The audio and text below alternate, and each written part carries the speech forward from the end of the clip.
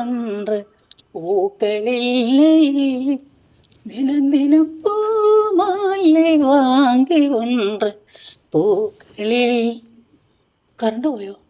പ്രകാശ അമ്മ അമ്മ മിണ്ടാതിരിക്കും പിള്ളേരെ മെഴുകുതിരി തപ്പട്ടെ. എന്തോന്ന് പിള്ളേരെ? ഇവിടെ ഞാൻ പേടിച്ചോടി നിന്റെ മോനെ കന്നിട്ടേക്കുന്നത് പ്രാർത്ഥന കാണുമായിരുന്നു. മക്കളെ ഒന്നിങ്ങ് വാ, ഈ മെഴുകുതിരി കത്തിക്കാലോ.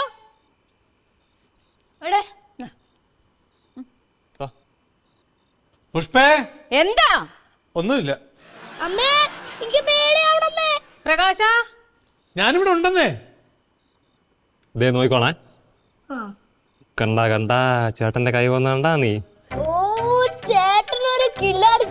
നീ ട്രൈ ചെയ്ത് നോക്കിയോ, കൊള്ളൂല. ഉറപ്പാ ചെയ്തോ? കണ്ടോ, എന്നെപ്പോഴൊന്നും ചെയ്യാൻ നിനക്ക് പറ്റൂല മോനെ. ചേട്ടനൊക്കെ അഗ്രികൾച്ചർ ഒക്കെ ചെയ്യണ ആളല്ലേ, അപ്പൊ സിമ്പിൾ ആയിരുന്നു. ഹായ്, എന്ത് രസാ നിന്റെ ഫേസ്, നല്ല സോഫ്റ്റ് ആയില്ലോ. എടി നീ മുഖത്തിട്ട സാധനം എനിക്ക് തരുമോ? അതങ്ങനെയൊന്നും തരാൻ പറ്റില്ല, അത് ഷീറ്റ് മാസ്ക്. അത് എടി എന്തോ അടി, നിന്റെ ചേച്ചിയല്ലേ ഞാൻ, എനിക്കിതാ പ്ലീസ്. നോക്കട്ടെ, ആലോചിക്കാം. ഉറപ്പ്? നോക്കാം. ഈ മെഴുകുതിരി വെട്ടത്തിൽ നിന്നെ കാണാനേ നല്ല ഭംഗിയുണ്ട്. ശരിക്കും ശരിക്കും നല്ല ഭംഗിയുണ്ട്. പോടും. കണ്ണു കടിക്കാൻ മരുന്നില്ല അമ്മ. ആർക്കാടി കണ്ണുകടി? പിന്നെ എന്തിനാ ഇത് ഊതിക്കെടുത്തിയേ? എനിക്ക് ബോറടിച്ചിട്ടു.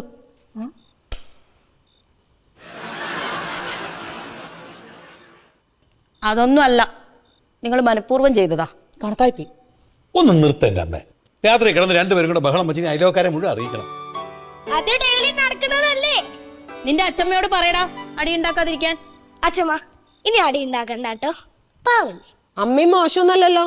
സ്വന്തം അമ്മക്കിട്ട് തന്നെ താങ്ങ കേട്ടോ. ഇവള് കൊച്ചുനാളിൽ എന്ത് പാവായിരുന്നു, അതെ.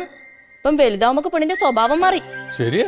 അതൊന്നും അമ്മയും പാവായിരുന്നല്ലോ, ഇപ്പൊ പ്രായമായപ്പല്ലേ മുടക്കി തുടങ്ങിയത്.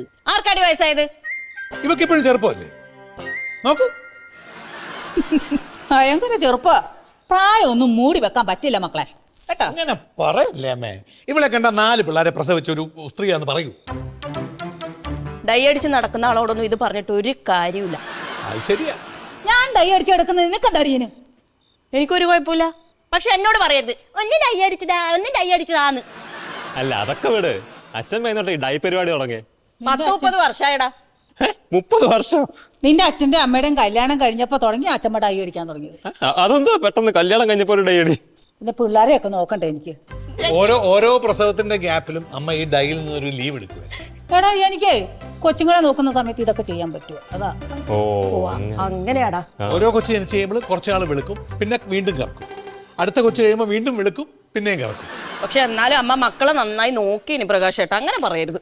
ഞാൻ നോക്കിയിട്ടില്ല. അതെ അമ്മ, അത് സത്യം. അമ്മ ഡൈ അടിച്ചിട്ടില്ല, മേക്കപ്പ് ചെയ്തിരുന്നില്ല, ഒരുങ്ങി നടന്നിട്ടൊന്നും ഉണ്ടായിരുന്നില്ല. എന്റെ പ്രായമൊക്കെ ഞാൻ അതെല്ലാം തേച്ചിട്ട് ഈ കുഞ്ഞുങ്ങളെ നോക്കി ഇത്രയൊക്കെ ആക്കി തന്നില്ലേ? അതല്ല, മക്കളെ നോക്കാൻ പാടായിട്ട് ആരെയായിരുന്നു? നിന്നെ ആയിരുന്നു. നീ ഒരിടത്ത് അടങ്ങിയിരിക്കൂല, കുരുത്തക്കേടും കാണിച്ചോണ്ട് നടക്കും. എങ്ങനെ, എന്ത് കേട്? അത് മാത്രല്ല ഇവ മെലിഞ്ഞ് കൊള്ളി പോലെയായിരുന്നല്ലേ അമ്മേ? അതെ മക്കളെ, അതെ. അങ്ങനെ അണ്ടർ വെയിറ്റ് അല്ലായിരുന്നോ? അപ്പൊ ഇവള കൃഷ്ണ 3.5 കിലോ ഉണ്ടായിരുന്നു.